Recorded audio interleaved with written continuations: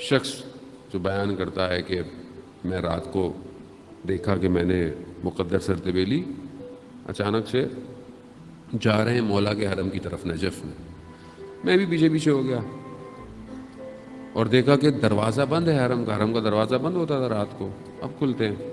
کہا جیسے وہ قریب گیا دروازہ کھل گیا خود۔ میں دیکھا یہ اندر گئے، کچھ آوازیں آئیں، کچھ باتیں آئیں، باہر آئے۔ پھر میں نے دیکھا کہ یہ گئے مسجد کوفہ کے۔ واقعہ طولانی ہے، میں پہلے پڑھ چکا ہوں کئی دفعہ، میں اس کا کچھ اور حساب کی خدمت میں آج بیان کرنا ہے۔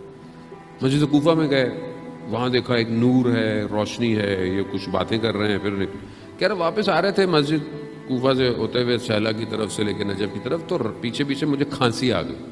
اب یہ پیچھے پیچھے ہے، مجھے کھانسی آئی تو رک گئے، انہوں نے میری طرف دیکھا، کہا تم کب سے میرے پیچھے ہو؟ میں شرمندہ ہوا، کہا کہ میں آپ کو دیکھا، دروازہ کھل گیا، پتہ نہیں کس سے باتیں کی۔ مقدس سرتبیلی نے کہا جب تک میں زندہ ہوں یہ بات نہیں بتانا کسی۔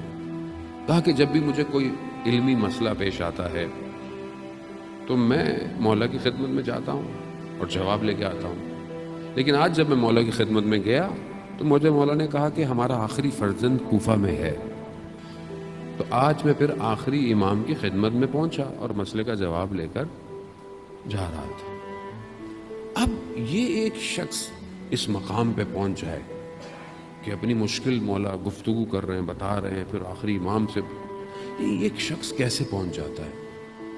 تو لوگ بتاتے ہیں ان کی والدہ سے لوگوں نے پوچھا تھا کہ ایسا فرزند کیسے پیدا ہوتا ہے، تو انہوں نے کہا کہ میں نے زندگی میں کبھی حرام لقمہ نہیں کھایا، میری نگاہوں نے کبھی حرام نہیں کیا، یعنی نامحرم کو، اور میں نے ہمیشہ باوضو ہو کے اسے دودھ پلایا ہے، شبہ بھی ہونا جس پر میں نے وہ بھی نہیں کھایا۔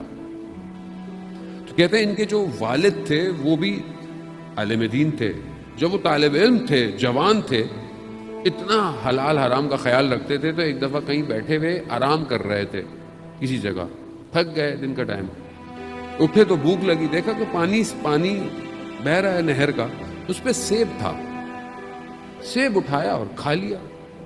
جب کھا لیا تو انہیں احساس ہوا کہ یہ پتہ نہیں کس کا سیب تھا جو بہتا ہوا آ رہا تھا، جب تک اس سے میں حلالیت یعنی اجازت نہیں لوں گا، یہ تو حرام ہے میرے اوپر۔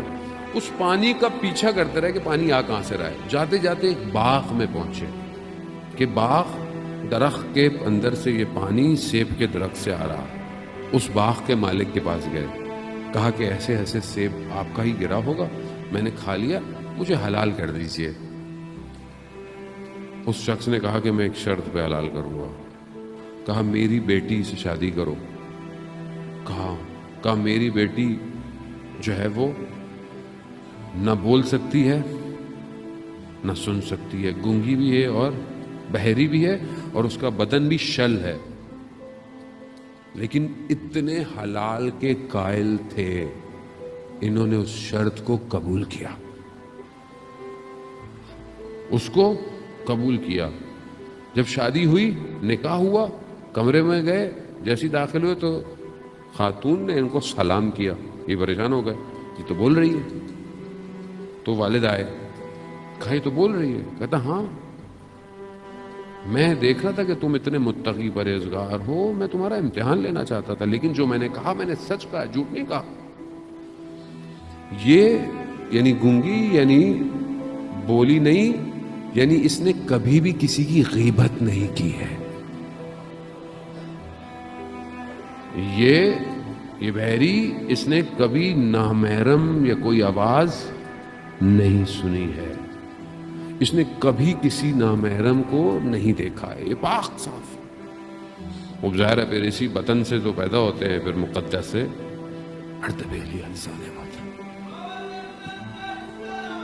اللہم صلی علی محمد۔